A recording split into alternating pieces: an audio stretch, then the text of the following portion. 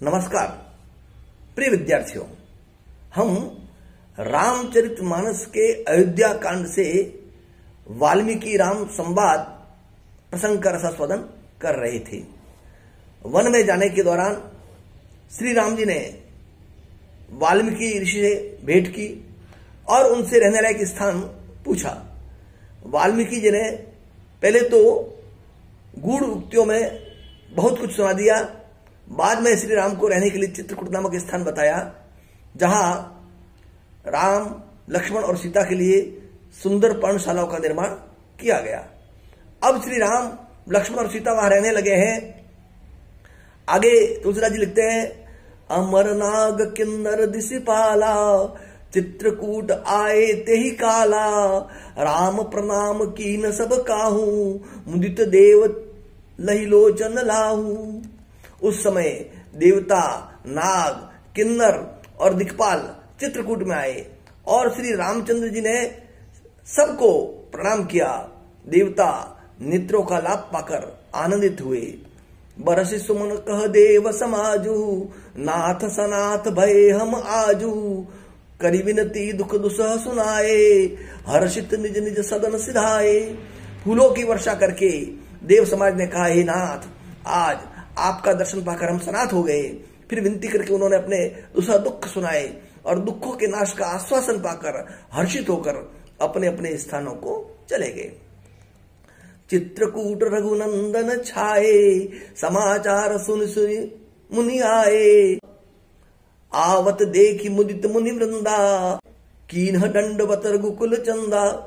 श्री रघुनाथ जी चित्रकूट में आ बसे हैं। ये समाचार सुन सुनकर बहुत से मुनि आए। रघुकुल के चंद्रमा श्री रामचंद्र जी ने मुदित मुनि मंडली को आते देखकर दंडवत किया। मुनि रघुबर हिलाई उर लेही, सुफल हो हित आशीष देई, सिय सौमित्र राम छवि देखई, साधन सकल सफल करि लेखई। मुनिगण श्री रामचंद्र जी को हृदय से लगा लेते हैं और सफल होने के लिए आशीर्वाद देते हैं। वे सीता जी, लक्ष्मण जी और रामचंद्र जी की छवि देखते हैं और अपने सारे साधनों को सफल हुआ समझते हैं।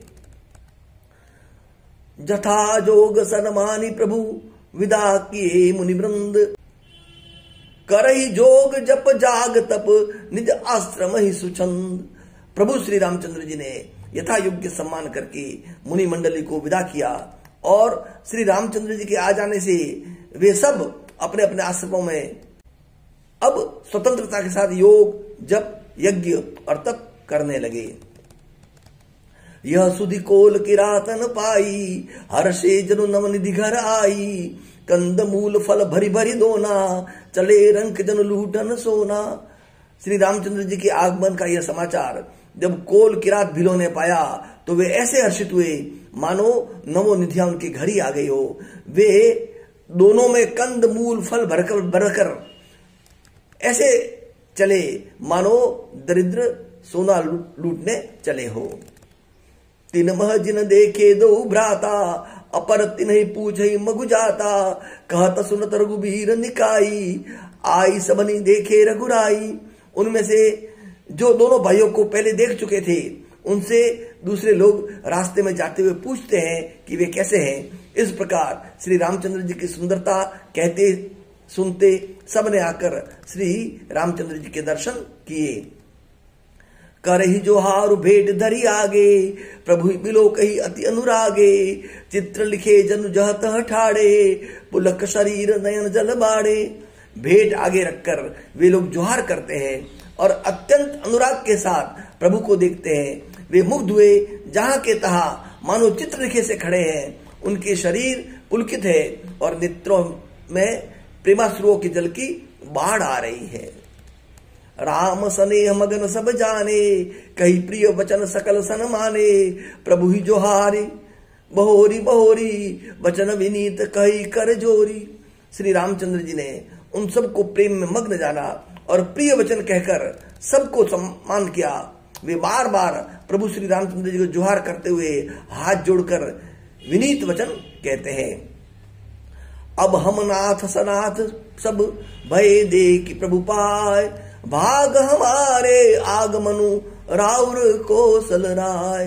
हे नाथ, हे कौशल राज, आपके चरणों का दर्शन पाकर हम सब सनाथ हो गए।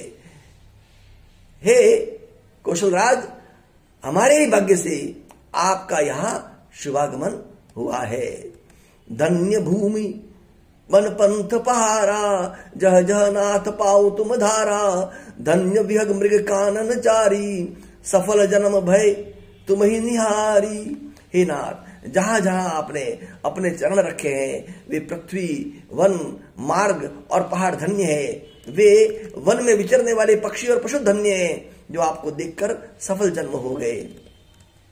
हम सब धन्य सहित परिवारा, दीख दरस भरि नयन तुम्हारा। कीन बासु भल ठाऊ विचारी, यह सकल ऋतु रहब सुखारी। हम सब भी अपने परिवार से धन्य हैं जिन्होंने नेत्र भरकर आपका दर्शन किया। आपने बड़ी अच्छी जगह विचार कर निवास किया है। यह सभी ऋतुओं में आप सुखी रहिएगा। हम सब भांति कर्म सेवकाई, करी केरी अहि बाग बराई। वन बीहड़ गिरि कंदर खोहा, सब हमार प्रभु पग पग जोहा। हम लोग सब प्रकार से हाथी, सिंह, सर्प और बाघों से बचाकर आपकी सेवा करेंगे। हे प्रभु, यहाँ के बीहड़, वन, पहाड़, गुफाएं और खोह, दर्रे सब पग पग पर हमारे दिखे हुए हैं। तह तह तुम ही अएर खिलाऊब, सर निर्जर जल ठाऊ दिखाऊब। हम सेवक परिवार समेता, नाथन सकुचब आयसु देता। हम वहां वहां उन स्थानों में आपको शिकार खिलाएंगे और तालाब, झरने आदि जलाशयों को दिखाएंगे। हम कुटुंब समेत आपके सेवक है। हे नाथ, इसलिए हमें आज्ञा देने में संकोच न कीजिए। वेद वचन मुनि मन अगम, ते प्रभु करुणा एन। वचन किरातन के सुनत, जिमि पितु बालक बैन।